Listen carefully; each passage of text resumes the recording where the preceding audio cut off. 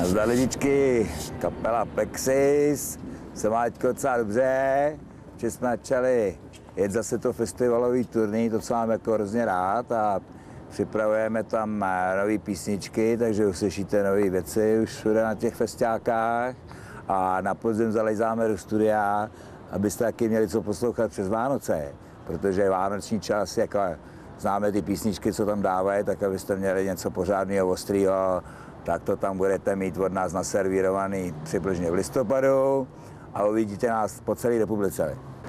Tak ale o nás je to známý, ne? Kapela Mejdany prostě to k sobě patří zřejmě, když se řekne to třeba prostě Plexis, ne? Tak jako my už to jedeme 26 let, takže prostě ta kalba už jako kdyby tam nebyla, tak by nám to asi chybělo, ale tak proto se na ty big beaty chodí a trošku se uvolnit a trošku víc někdy a někdy úplně. A prostě paříme a do toho hrajeme, ne? Tak to je normální a tak jako to doufám by taky, ale mě to užijte všechno tohle. Ale lidičky, chtěl jsem vám říct tohle, jo. Víme, jak to vypadá na těch mejdanech a na těch festákách, že prostě tam ty pivka lítají, ty panáky.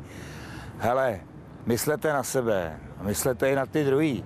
Nejde o to zabít sebe nebo někomu druhému ublížit. Když prostě jeden nebude pít, tak on to ten jeden mejdan vydrží. A i kdyby nevydržel, tak se aspoň zavolejte nějakou tu asistenční službu. Prostě nejezděte ožralí, fakt ne. Naše kapela se má výborně, protože nám skoro začalo léto a my jsme pořád na festivalech, což my máme rádi.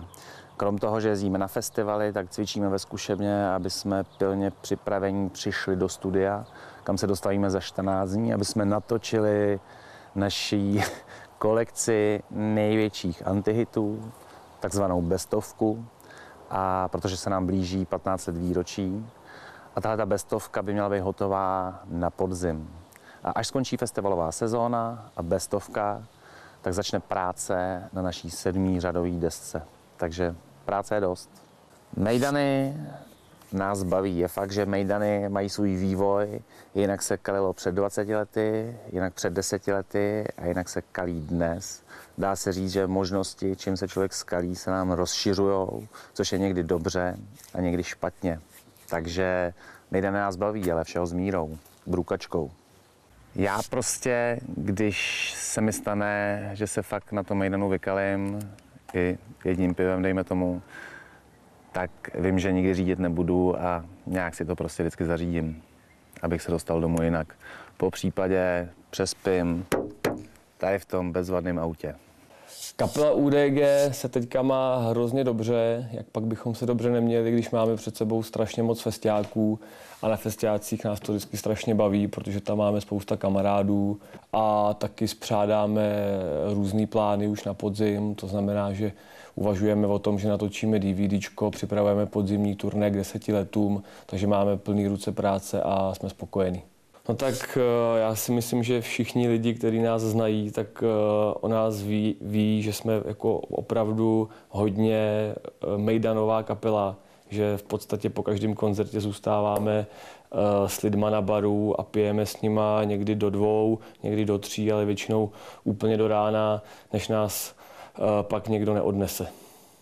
Takže z mejdanů, kterých máme strašně moc, tak jezdíme domů různě. Většinou je to taxikem, protože jsme strašně líní čekat na noční autobus.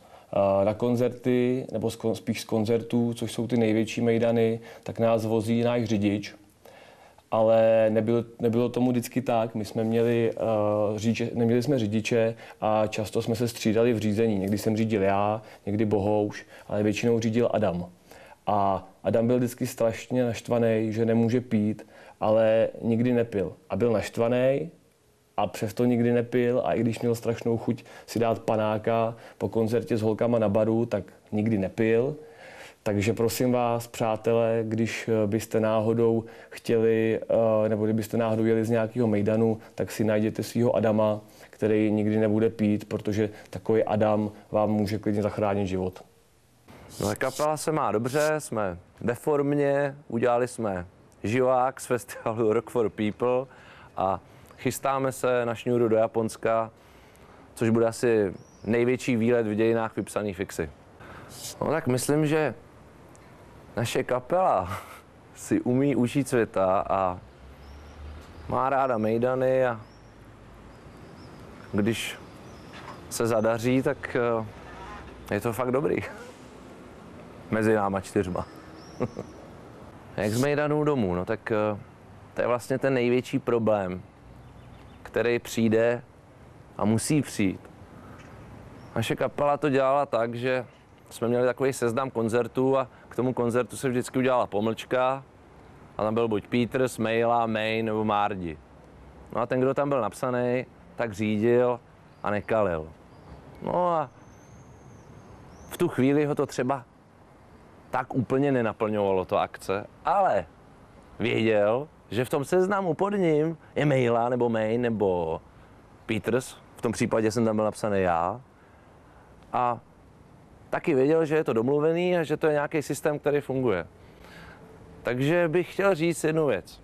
Je prostě dobrý, když jedete na akci a víte, že to bude kalba, což je vlastně skoro vždycky, tak se prostě domluvit a ten jeden, který řídí, musí vědět, že zas pojedete příště a bude řídit někdo jiný.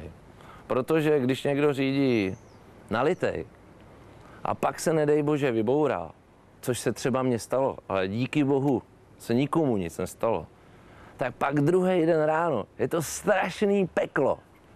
Je to všechno zhroucený a můžou se stát strašné věci, které za to nestojí. Tak se domluvte a vždycky ať jeden řídí střízlivý. Zdar. Co kapela? No, v létě nás čeká spousta koncertů, protože každých 10 kilometrů v naší vlasti je nějaký festival, na který nás, nevím proč, nás pozvali, no tak když to tak chtěli, tak to mají mít. Takže různě hrajeme sám, ani nevím přesně kde, takže se koukám na naše stránky nightwork.cz, kde to máme většinou docela přesně napsaný. A potom po létě, na začátku vlastně podzima, nás čeká křest desky, tepláky a neb kroky Františka Soukupa, na který teďka usilovně makáme. Takže v říjnu se objeví nová deska a my teďka na ní usilovně makáme, aby byla vošklivá, aby tam nebyly žádný nový písničky, aby tam byly naprosto šílený texty, který vůbec nemají nic společného s češtinou. Tak jako prostě vždycky, no.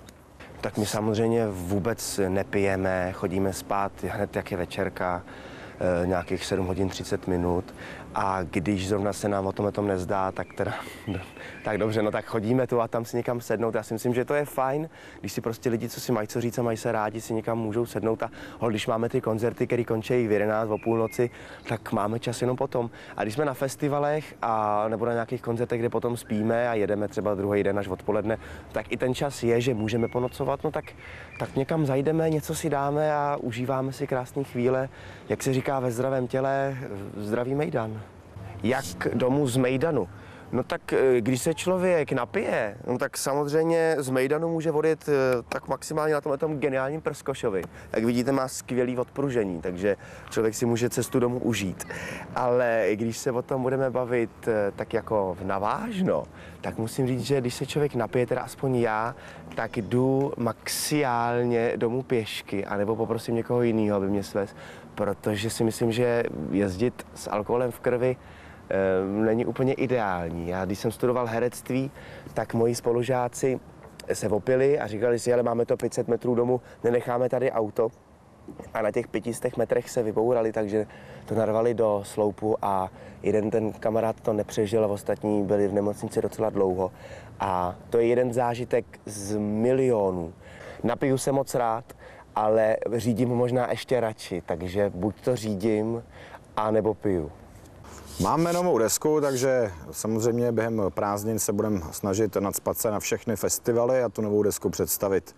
Budeme hrát na všech těch velkých festivalech, kde hrajeme rádi a na těch několika velkých, kde nás nechtějí, samozřejmě logicky hrát nebudeme, protože nás tam nechtěli nikdy. Hudební skupina Kokot Minute je proslavená tím, že po večerech čte knihy, pije čaje a vypráví si verše.